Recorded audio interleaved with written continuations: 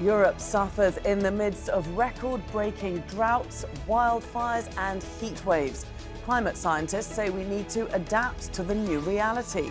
How do we prepare our cities and change our behaviours to cope with extreme weather patterns? This is Inside Story.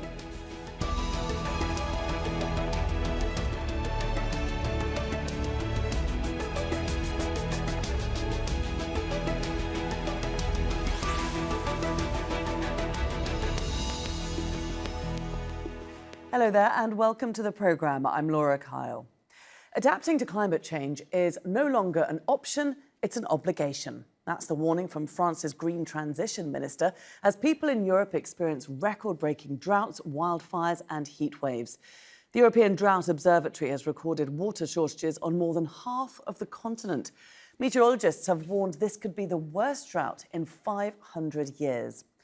In Germany, water levels in the Rhine have fallen so low that cargo ships are having to reduce their loads. The lack of rain in Italy has devastated its agricultural heartland, and parts of the UK have imposed water restrictions. Rory Challens reports. Nice weather for ducks is what they say in England when it rains. Well, this is anything but. It's the driest summer for 50 years.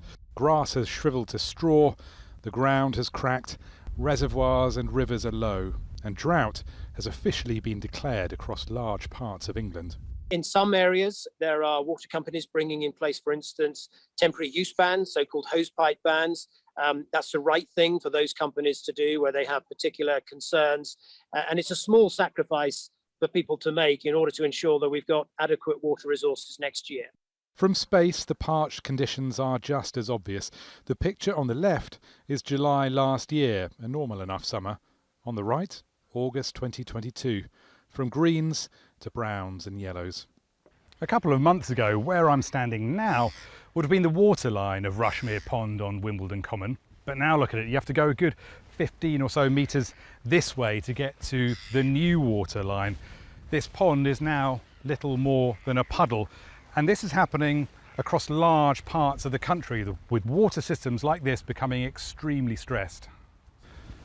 Stressed enough here for the fish to barely have enough water to cover them. It's worrying stuff for anyone paying attention. I find it very sad. Why? For the you know, nature, the ground is so hard. The birds can't have the worms, there's nothing around.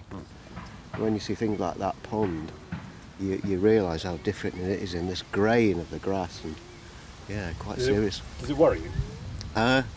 It starts to hit home. Last month, England experienced its hottest ever temperature, 40.3 degrees. The 10 hottest years since 1884 have all happened since 2002, and none of the coldest. This summer may turn out to be an anomaly, but the data suggests not. And that means more fires, more extreme temperatures and more droughts to come.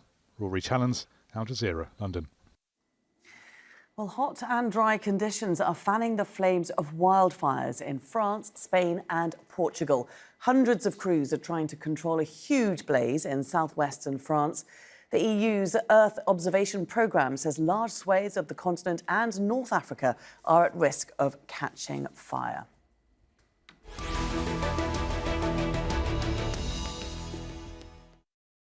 Well, let's now bring in our guests, all of them joining us from London today. We have Giulio Boccaletti, a visiting senior fellow at the Euro-Mediterranean Centre on Climate Change. Clare Farrell is the co-founder of Extinction Rebellion. That's a movement that advocates for action on climate change. And Ilan Kelman, a professor of disasters and health at University College London.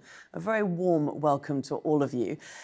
Giulio, there have been warnings about climate change for decades, and yet would it be fair to say that somehow we've been caught off guard by this extreme weather in Europe? Yes, well, great to be here with you. Yes, it's true. We've known that things like this would happen since probably the late 70s. That was the first time we had a report telling us that the climate system would change. And when the climate system changes, extreme events can change in frequency and severity. And in all likelihood, that is what we're seeing today. There's probably a signature of changing climate in the events of this summer. So at one level, you might say that we shouldn't have been surprised that this would happen, and we should have been prepared. But the reality is that there are two things going on. One is the climate system is changing, but the other thing that we're seeing is the failure of the institutions and infrastructure that we've set in place over the last 100 years to deal with the variability of the climate system. Drought is a natural phenomenon, but scarcity, that requires us making some mistakes. And I think what's become evident this summer is that the infrastructure that we have and the institutions that we use to manage our resources are simply no longer fit for purpose. If this anomaly is the normality of 2040 or 2050, then we have to really change things. And we'll certainly get into ways that we need to adapt a little later in discussion. Ilan, first of all, could you just expand for us on the far-reaching effects that droughts have? Because this is something that we're not that used to in Europe.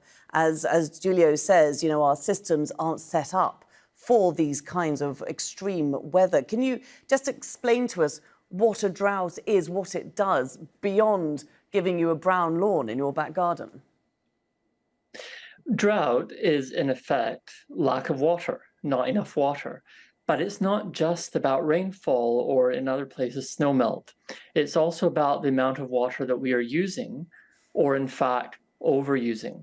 So we've known for decades that droughts happen. That's always the case regarding rainfall variations. We've not set up our water systems and our water management systems to be able to appropriately deal with these variations. We have more people. We're using more water. A lot of the pipes are old in the UK, and so they are leaking.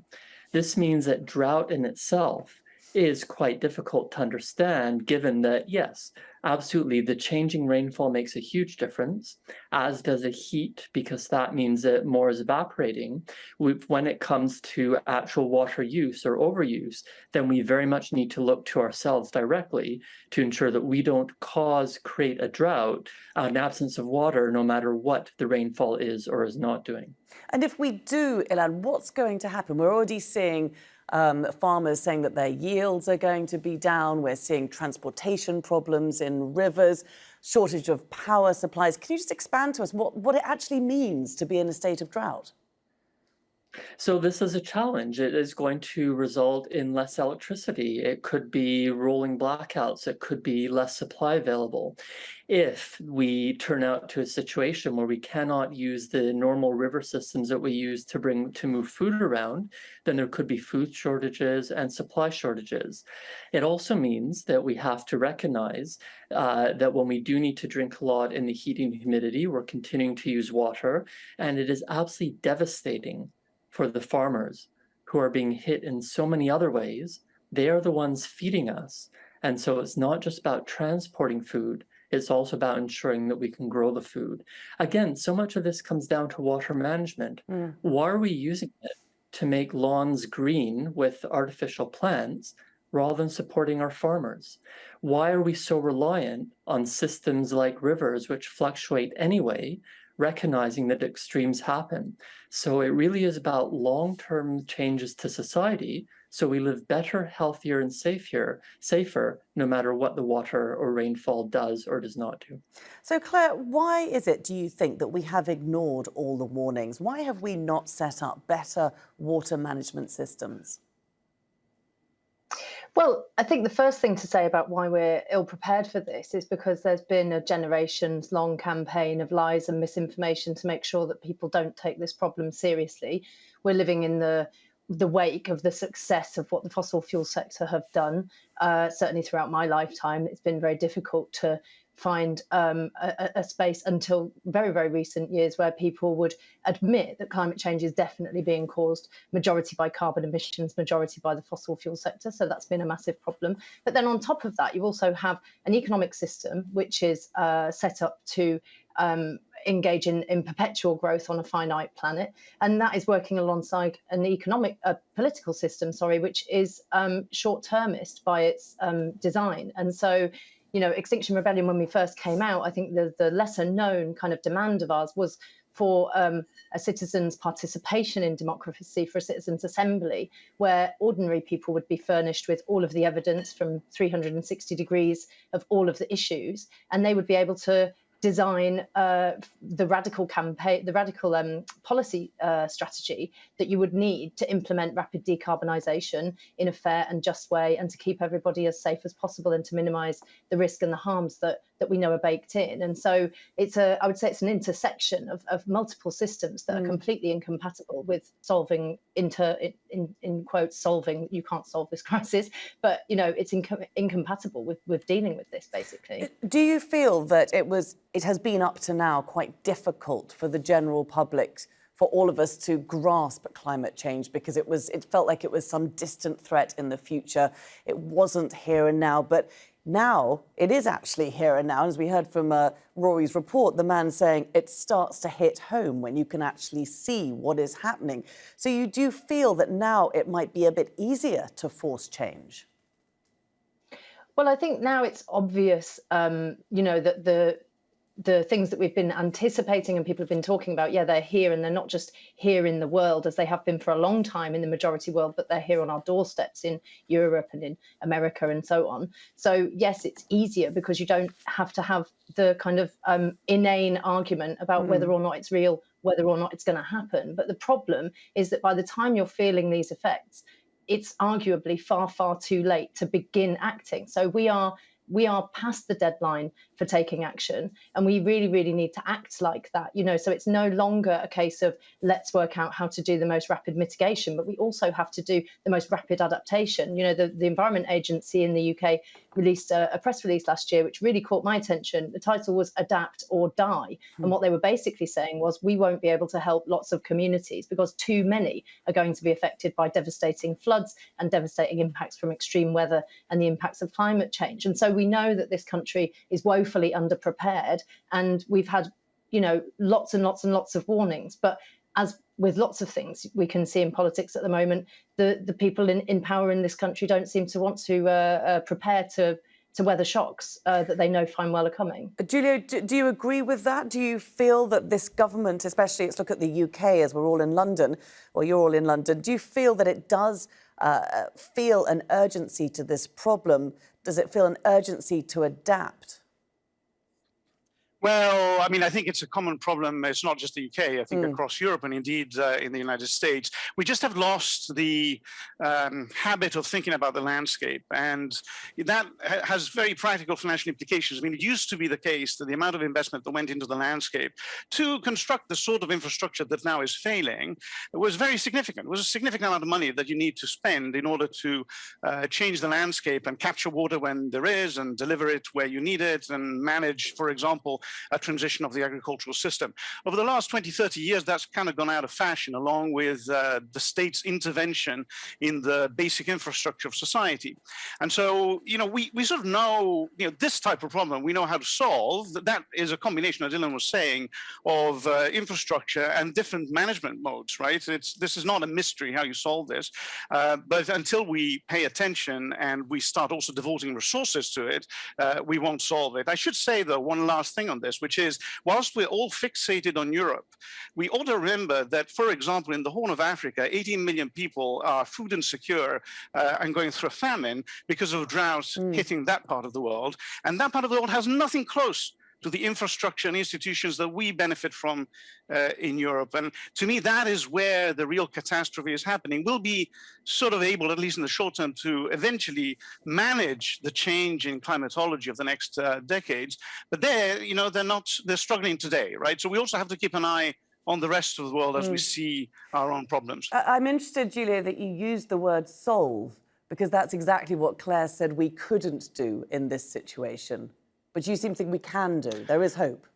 It depends on what problem you're talking about. I mean, I think, I just wrote a book on water, on the 10,000 years history of our relationship with water. And it's a dialectic relationship. We've always been in this dialogue and this dance between our expectations of what normality looks like, the investments that we can make on the landscape to transform it, to cater to those expectations, and the reality of the climate system. So solving it is not about, fixing what we want and then just turning the environment around us so that it delivers whatever we need.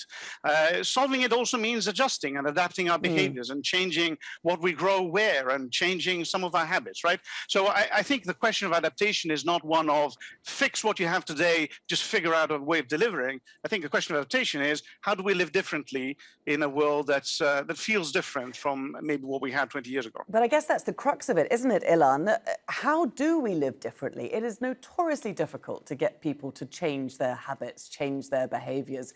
How do we get people to do that when it comes to water?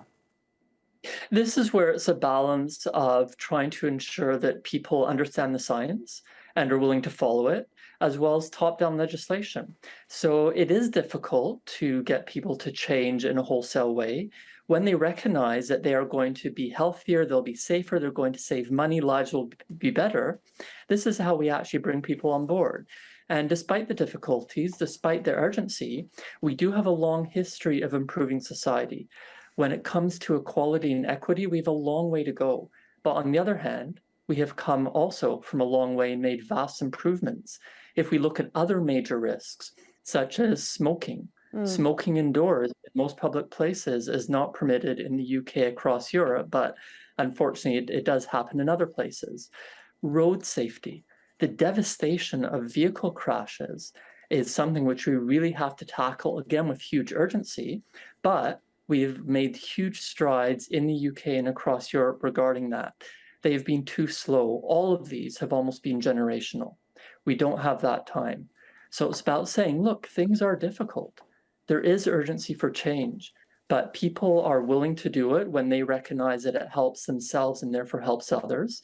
It's part of saying, well, what governments do we want to vote for? Who do we want to elect to ensure that the laws and the monitoring and enforcement are there? And drawing on the whole host of long-term examples where we've seen successes to do far, far better than we are doing now, but ensuring that there's a lot of hope there and a lot of so many local inspirational examples from what's called guerrilla gardening, where people take over dead space in cities like London and grow fruit and vegetables, to some incredibly progressive climate change related legislation, which has changed our greenhouse gas emissions.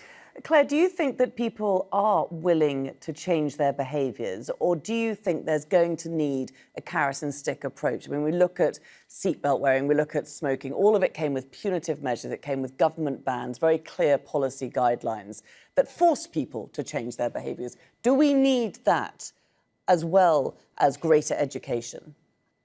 Well, you probably at this point need both and an enormous amount more creativity, because as I say, we're so far down the road, but we did see in COVID, for example, what people were willing to do when it came to supporting people in their local community, when they realized that people needed to pull together. And you can see in lots of scenarios that certain people in our sort of movement landscape that like very much to focus on the goodness of people's responses to disasters and to social difficulties, rather than just solely to the sort of negative effects. But the thing that's completely lacking in almost every place where I can look, and definitely in this country for a long time, is a thing called leadership. You need to show the public good information that they can trust. There needs to be a public information campaign so that people understand the realities of what's actually happening with climate change.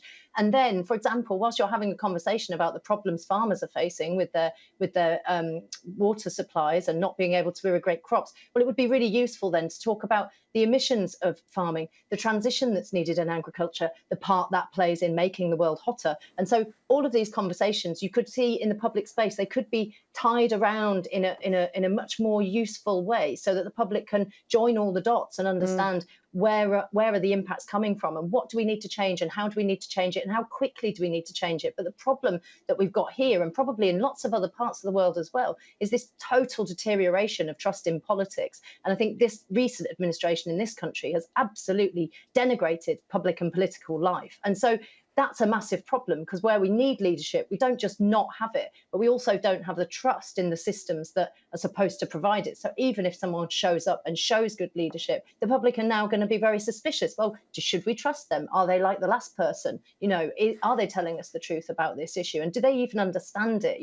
Lots of British MPs don't even understand climate change, really. I've spoken to some of them. I know people who've had in-depth conversations, and there is no mandatory requirement for the people who are leading this country to actually understand the problems. Giulio, do you agree with that? Do you agree that we are facing a lack of leadership when we need it most? And if so, where does that come from? I'm looking particularly at Athens, which has just designated Europe's first chief heat officer, a woman who's very inspirational and is focused purely on adapting the city to rising temperatures. That's the kind of leadership I assume that Clare might be talking about. We don't see any of that in the UK and much of Europe. Where does it come from? How do we get it?